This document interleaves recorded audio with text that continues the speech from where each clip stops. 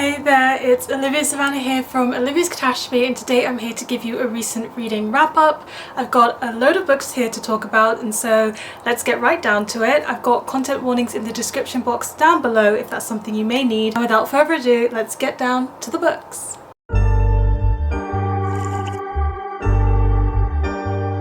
We're actually going to start on a bit of a negative note because I read The End We Start From by Megan Hunter. So this is a post-apocalyptic dystopian cli-fi book where we're set in the future where the climate apocalypse has happened and we are following a main character who is just about to give birth when all of this goes down, and it follows her journey through the childbirth, through the first years with her child living in this whole new world and this new environment. I read this one really quickly in a matter of an hour or two, and it's short and really boring and really boring.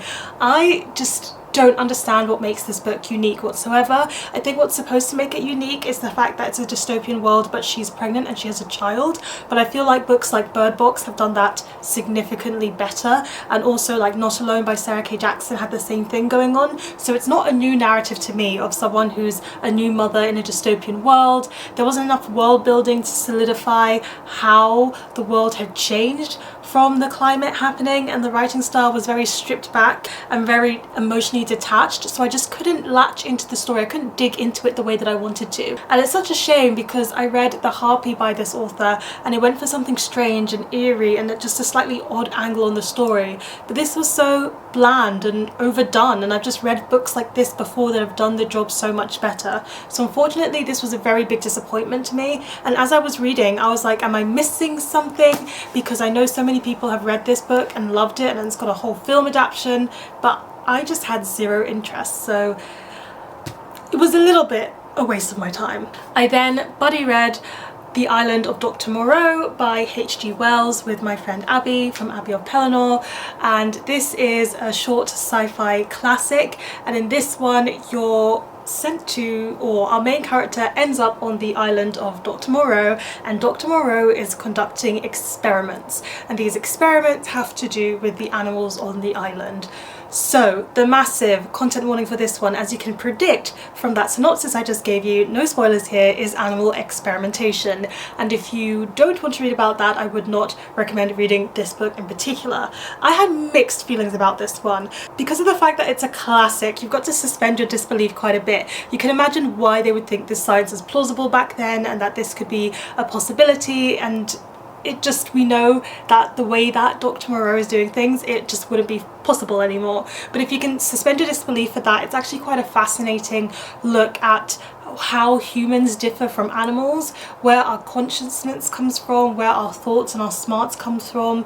Is it something that animals could adapt if they were kind of experimented upon or not? It's actually quite a fascinating argument and discussion that this book holds, and also it does talk about the humanity behind doing this, whether if you're bringing an animal up to the level of a human in terms of thinking and functioning, can you then still see them as a lesser being or a lesser entity than yourself? What rights should be granted to that person? So in terms of topic and sci-fi elements and themes, I was quite fascinated by this, and I think it did a good job of touching on that, and I did not expect it to have such a religious skew to it, but it kind of makes sense because essentially Dr. Moreau is playing God with these animals and with this experimentation, and so of course there is going to be some of that comparison between him and godlike powers and what does it mean to create a race, more or less. So all of that was really fascinating and had me hooked. However, in the writing it was really difficult because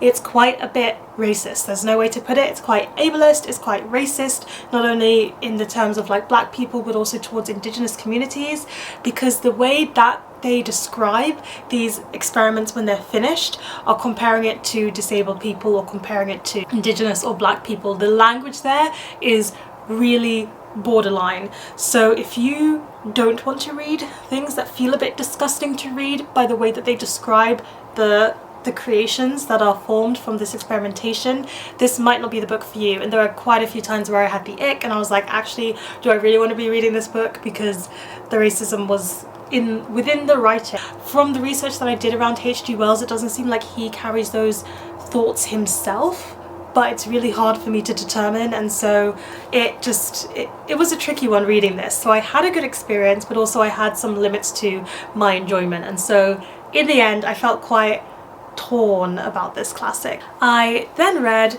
A Fragile Enchantment by Allison Saft, and this is essentially, if I put it down to its core and described it to you in one sentence, Bridgerton with magic. And in this one we follow our main character, Neve, and Neve has the ability to weave memories and emotions into the fabrics that she sews. So she gets invited to the royals to make the wedding dress and the wedding jacket for this wedding that's about to go on. However, there is also someone within the court who is writing anonymous letters about the people and revealing the scandals within the court. She starts to fall for the prince, but also the prince is really horrible, and so it's just kind of all of that drama entangled into one, and I had a jolly good time reading this young adult fantasy. So the Bridgerton comparison, I know sometimes people compare books to books and they're not the same. It's really there. This could have been a season of Bridgerton and I would have loved it. I was all for the fairy tale-esque writing style in this. It reads like you're reading one of the Grimm's Brothers fairy tales. The writing style is so lyrical and magical, and the world building seems to be tied up with some of the like Irish history and Irish mythologies, so that was kind of nice to see woven into the story as well. Everything made sense. Like the world building was done really well in terms of the people that were downtrodden in society, in terms of how the magic worked and how it was affecting her. And although the world building is not like the forefront of this book, everything is explained in a clear way that everything seems plausible and adds up and tangles nicely together. I really liked our characters. Neve was the perfect balance of trying to do right by people, but also seeing how she was worried and just trying so hard to put people above herself that she forgot what makes her happy. And the prince is the typical misunderstood prince who's got his own dark secrets, and he's tall, dark and brooding, and his power is so dangerous, but also he's so alluring and enchanting, and even though they banter so much, somehow for some reason they seem to get on. It's really cute, okay? I really like their romance. I really like them together. I think they were good for each other. And even though we see this entirely from Neve's perspective and you see her character development and her growth and her realizations, him as a love interest, you could see his own journey unfolding as well alongside hers, and that was really, really nice to see. A friendship group also blooms in this, and I really liked their friendship group. I really liked all of their interactions, and because of the politics of the situation, they've all got things that they don't want to lose within their friendship group, and it's about how they navigate their friendships around that. Ultimately, the romance is the key thing here, but it did a very good friendship dynamic. It did a good, complicated sibling relationship, which got caught up in the royal fandango, and I liked that, and I liked the world building, and it was all self-contained into one singular standalone story, which is what I, as a non-series reader, do prefer. So I had a very good time. I think it delivered on everything it promised, and I think if you like young adult fantasy, if you like a good romance book, and you don't mind reading about older teens, then I highly, highly recommend this. For parents who are wondering about whether or not this is one for your teens, it is for the older age audience. There is some steamy scenes, seem wrong to say here, but like intimate scenes. So there are intimate scenes in this, but they're written in a very, very tame way, almost as if you don't know what's happening, you wouldn't realize it was happening. I think that's the best way I can describe it. So very, very good. Highly recommend. I was in a young adult contemporary mood after that, so I read Nigeria Jones by Zoboi, and this one is absolutely fantastic. I gave it 5 stars and it became a new favourite. In this one we're following Nigeria Jones, that's her name, and she is a black teenager living in the US, and she is the daughter of 2 parents who are fighting for black liberty and for racism to be abolished and for a black state to arise where black people are uplifted and feel comfortable and are happy. But she is thinking that this organisation that her father runs might be a bit too radical, and she's starting to see toxic elements within the community and almost cult-like behaviours. She wants out. She wants out of it entirely, but she's a minor. These are her parents who run it, so where can she go? What can she do? And it's about how she houses a rebellion of her own. Now this book is absolutely fantastic for all of the ways that it digs into such a complex narrative, because ultimately, even though this organization might be exhibiting cult-like behaviors, you can tell that the core of it and its heart is truly in a good place. It's for the freedom and liberalization of Black people.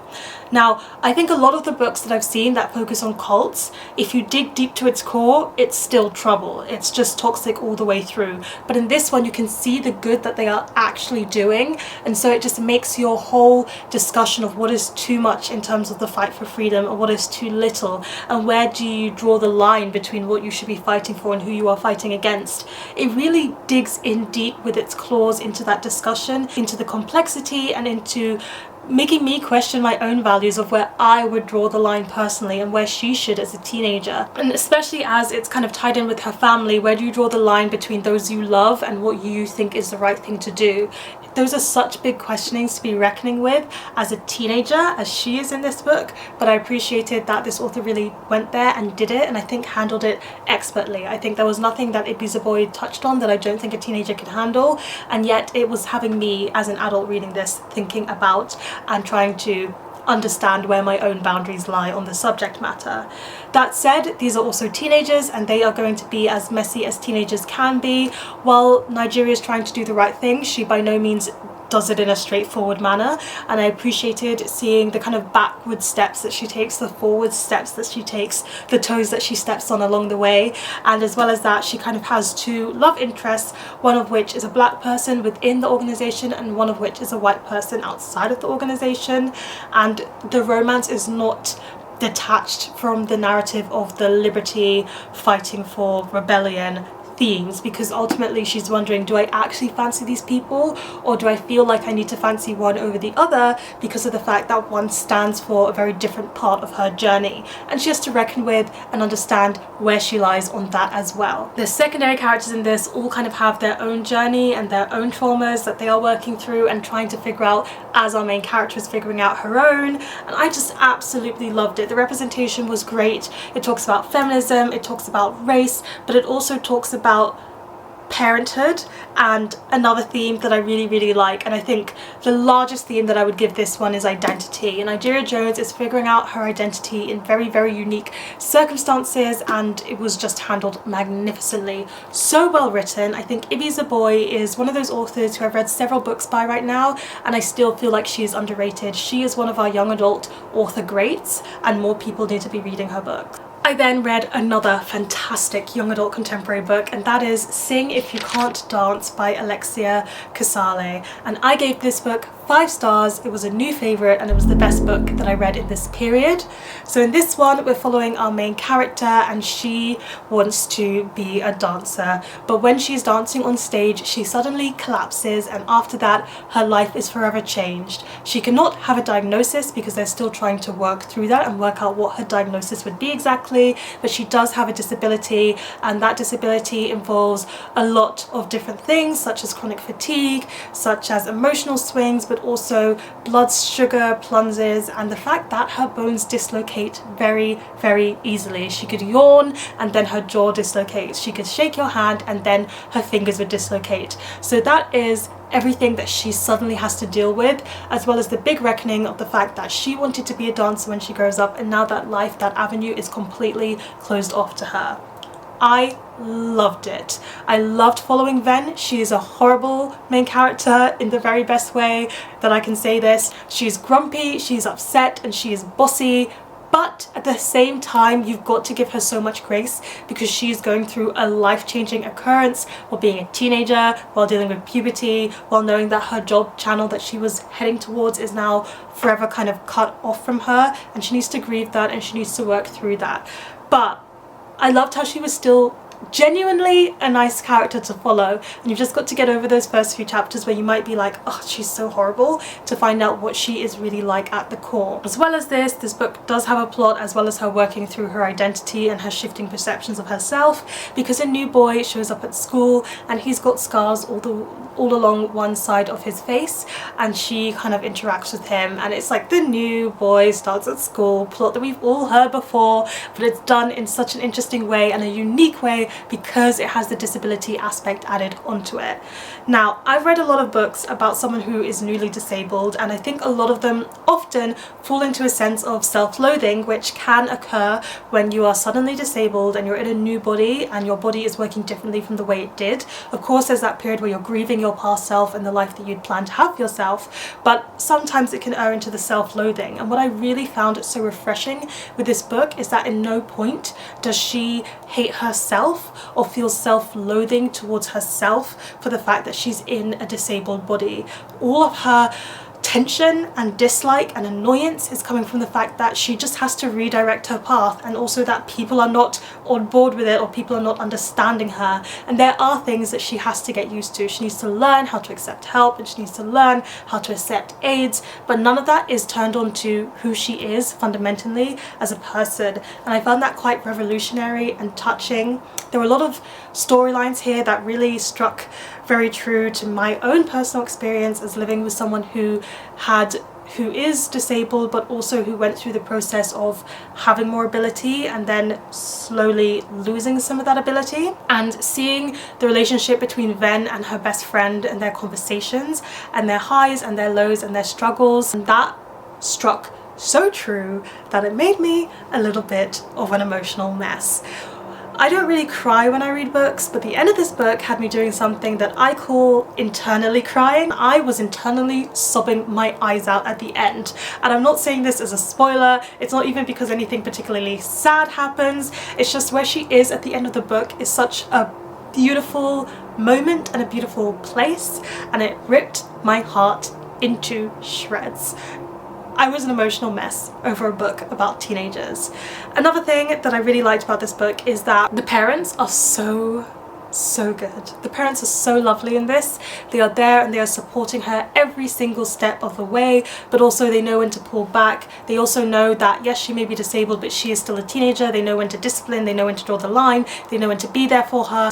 Absolutely 10 out of 10 parenting displayed in this. So if you are a parent, I also recommend reading this book because I think it's very good parenting representation. I say this not a parent myself. Another thing I loved about it, like I just loved everything about this book. Another thing that I loved about it is the fact that yes, there are lots of secondary characters, and yes, I think between her, the main character, and the love interest, there's enough to unpack and deal with, and the best friend, there's so much in the story. You still get so much time with secondary characters, you still get to see each of their own struggles and journeys, and a lot of this has to do with checking your privilege, because even though our main character is disabled and you might think, wow, she might be what some people call the bottom of the food chain, she still has her own privileges that she doesn't always think about. And so I loved seeing the interactions with the secondary characters too. It was written so well. I laughed. I think her and her love interest have really good banter and really good moments. Ven is actually a funny character and I like seeing that comedy come through, but also their romance is just so beautiful and so genuine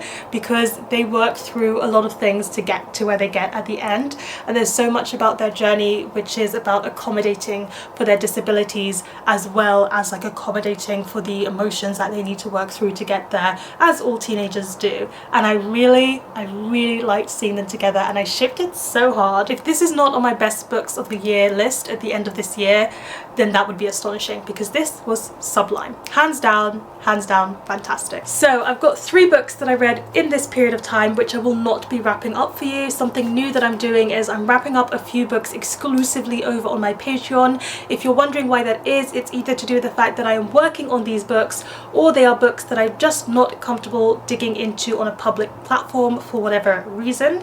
So I will always be telling you what these titles are, but if you join any tier on my Patreon, including the lowest tier, you will be attuned and getting those exclusive wrap-up videos where I will talk about those books. I will not be rating them over on Instagram or rating them or reviewing them on Goodreads or any other platform, so literally Patreon is the only way to hear my thoughts.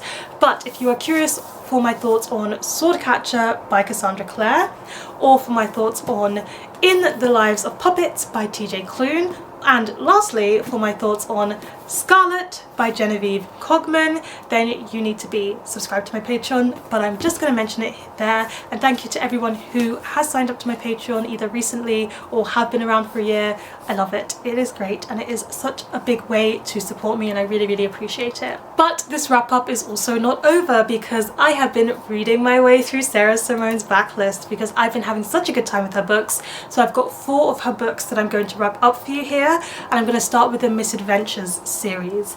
So the Misadventures series are a series that are linked, and it's written by various romance authors. There are several books in this series, but I read the 3 books from the Misadventures series that are by Sarah Simone. So essentially you can read them as a standalone each individual one. So I'll talk about them in the order in which I read them. So the first one is Misadventures with a Professor by Sarah Simone, and in this one we follow a professor who has hired a student to help him sort out his library, catalogue his library. It's a bit of a mess. And then we also follow our other main character, and she is a student who is really into books, that is her specialization, and into organization, and she is going to spend the summer working alongside this professor. But before she does that, she is in London for a singular day, and she decides that in London she's going to get laid because she's a virgin and she just doesn't want to be anymore. She just wants to know what it's like. And so she's done lots of research to calculate the best place to go, the best thing to do, and how to lose her virginity, essentially. But it's pouring with rain, she gets lost, and this man finds her and absolutely thinks that everything she's got on the table is a bad idea, and she decides, you know what, I'll go with the flow. This is the man I'm going to end up with. And then we get into the story. So from that description of the scenario, you can kind of imagine where that is going to go, especially if you've read fanfic and you've kind of heard of those kind of meet cute situations before, and I had a jolly good time with this. It took me by surprise. I didn't think I was going to love this one as much as I did, which is actually why I read it first, because I thought it was going to be my least favourite of them all, but it was actually really, really good. The scenario had me giggling and smiling because it was entertaining to read about. I really liked that this book, which is essentially a BDSM romance, is about the fact that he thinks BDSM tendencies are not a good thing and that he shouldn't enact on those urges that he has, or preferences I should say that he has, and he kind of has to work through that. So since reading steamy romance, I've become a little bit of a BDSM connoisseur, and it's just interesting to see the different ways in which people engage with the BDSM culture. And I think a lot of it, already the characters are over the fact that they think it's fine, just because then you can get down to the story quicker. But I like that this one gave time to his doubts and him learning how to enjoy whatever his preferences are and to accept them and to go along that journey with her. And they had a really nice relationship, and the steamy scenes were really, really good and really, really nice. And overall it was just a very self-contained but also very good story. It's quite short as well because all of the misadventures are short, so if you want something you can quickly enjoy within this realm of books, this is a very good standalone read. I then continued on to read Misadventures in Blue by Sarah Simone, and this is about 2 police officers, and one of them is a police officer whose fiance died in action, and since then relationships have been off the table for her, but especially police officers. She doesn't date anyone within the police squad team. And then you've also got this other officer who's quite young, and he sees her and thinks she's stunning, and they have a one-night stand, and then it might turn into something more.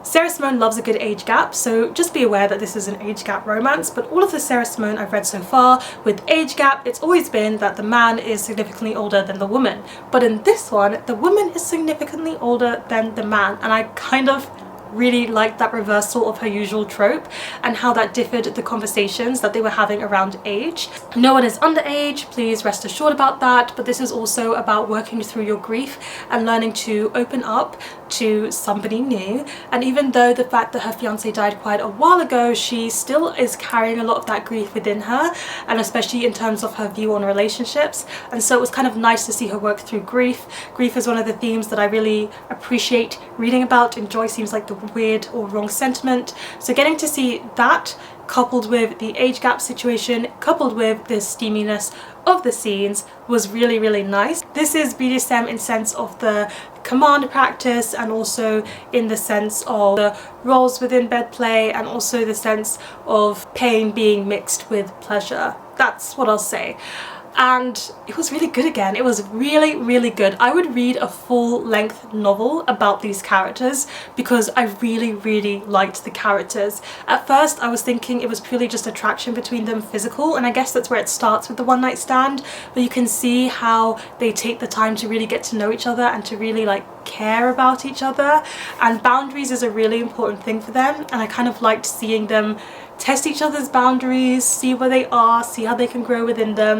And I have to say, the main love interest, the male love interest in this one, really stole my heart, because he was so self-aware of the fact that he was a tall, strong man, and also just very self-aware of the things that she has said and hasn't said, and where those lines are drawn. So I just think because he was so self-aware, and because he was so on it in terms of emotional understanding and respecting her, I absolutely loved it. He's so emotionally mature compared to the fact that this is an age gap romance, and it really, really worked. As well as that, in terms of reading these steamy scenes, I was quite surprised because I've now read quite a lot of Sarah Simone, and I was thinking at some point these steamy scenes are going to become repetitive. At some point I'm going to have read everything she has to offer and there's going to be nothing new for me.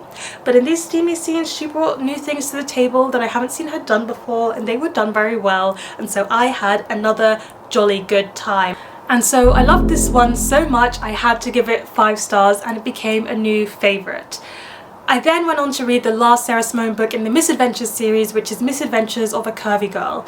And in this one, it is a polyamorous relationship. There is 1 girl and 3 boys, and she is going to this ranch in the middle of nowhere to take photographs for her journalist project, and she sees one of them and really falls hard for him, but he is already in a relationship with another man, and it's about kind of how they navigate that whole situation. It is a threesome BDSM, but like only BDSM in terms of the like command play within bedrolls, and we have a fat main character, and although you hear from everyone's point of view, hers is the point of view you hear from the most, and this one I felt very okay with. I didn't love it and I didn't enjoy it as much as I do the other Sarah Simone novels. A lot of this has to do with the fact that basically these 3 characters are essentially the same as the new Camelot series characters. They are literally copy pasted in terms of the roles that they play within the bedroom, in terms of their dynamic. Everything is the same except for the fact that within this polyamorous relationship it felt like both of the guys were into her and they were into each other less so, and I don't know if that's the vibe I was supposed to get from this, but I don't think I'm personally such a big fan of the polyamorous relationship depiction in books where it's both people focused on one rather than all of them in love with each other. Even though they are in love with each other, it was just not on the same level, and that was not the vibe that I got from the book, so that was a bit of a turn off for me. But also in the beginning when they first meet, the way that one of the men is thinking about her is so sexual, so immediately, even though she isn't giving off those I'm also attracted to you vibes, and that kind of gave me the ick, and that kind of made me take a step back from his character before we got to know him. And it was all fine in the end, and it was all good, and he didn't do anything disrespectful or wrong, but just being in his mind in those moments kind of put me off the book a little bit, as well as the fact that it was quite copy-paste in terms of dynamic and characterization. That said, reading the book, there is some really good curvy girl, fat girl rep in it, and I did some research into reviews because I'm not own voices for fat girl rep, and people were really praising the representation and how it handled the insecurities that this character had around her weight, especially because of the fact that she used to date an ex who was really cruel and mean to her, and so she had a lot of those self-loathing perceptions built into her mind without her realizing it, and a certain thing occurs in the book which kind of brings them all back to the forefront and she has to work through them. So it's good to know that it had good representation in it, and it is nice to see polyamory books around, but it just wasn't particularly the one for me. I didn't have a bad time reading it, but I did not have a good time as I usually do with my Sarah Simone novels, as we know here on this channel. And then last but not least, I'm going to talk about Supplicant by Sarah Simone, and this is quite short as well. It's one of her standalone books in which we're following a woman who was left at the altar by her rich professor boyfriend, and after being left at the altar she goes home to find out that her father has left as well and stolen all of her money, so now she is the primary carer for her brother who is like a child age, and they have no money and she's been left at the altar. Yep. And then we fast forward to 4 years where she sees the man who left her at the altar again. Now his name is Church.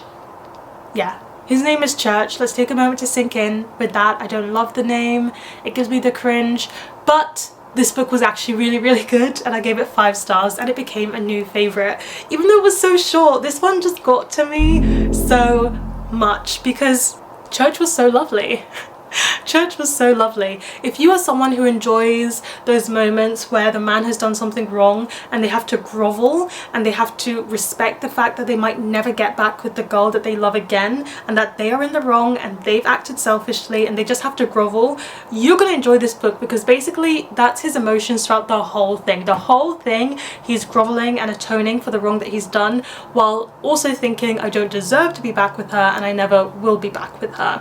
And so I really appreciated that. I just appreciated how worshipful he was of her and how much he acknowledged that he had done wrong and how much he wanted to make it right without assuming that he would be forgiven. And I also really liked our main character, like the female main character for this as well, because she has had to fight and work so hard to support her brother, but also just to kind of make it by in life, and you can see that strength in her, but also that yearning of, I have been caring for someone for so long, I just want someone to take care of me. And I think that feeling is really valid, and I just really appreciated seeing her learn how to forgive as well, because that is a big thing. And in terms of doing that, Sarah Simone makes a lot of, you don't know if these characters are religious, but she makes a lot of references to religious stories, but also to like religious ideals around forgiveness and forgetting and moving on and trust. Trust is a key thing here, and trust is a key thing for me in life, like loyalty. I really value that trait. So seeing all of that wrapped into a romance book worked really well for me. And also they talk about the fact that they do have BDSM vibes within their bedroom, but you never actually get to see that on the page. Mostly any steamy scenes that you see on the page are normal steamy scenes. So if you want something that's not BDSM, this is also a good place for you to start diving in with Sarah Simone's works. I really loved them as a couple. I loved their dynamic. I loved their steamy scenes that we did get to see. They were full of adoration and just like respect between each other, and I really liked that.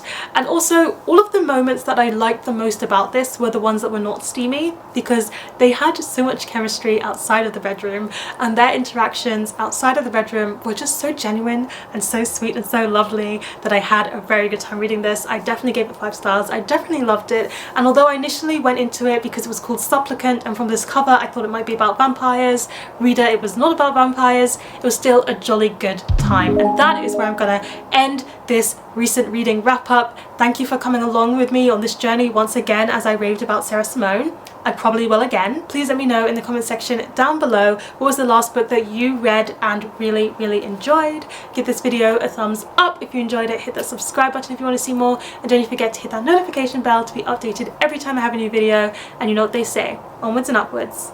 Excelsior!